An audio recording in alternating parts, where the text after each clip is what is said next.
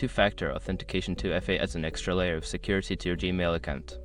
Follow these steps to enable it quickly and easily. Step 1. Sign into your Google account. Go to the Google account sign-in page and enter your email and password. Make sure you are logged into the account you want to secure.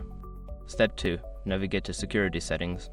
Once logged in, click on the Security tab located on the left side of the page.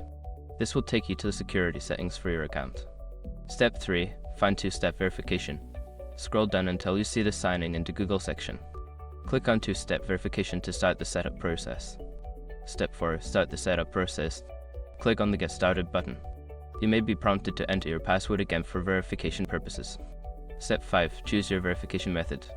Follow the prompts to select your preferred verification method, such as receiving a text message or using an authentication app. Complete the setup by following the on-screen instructions.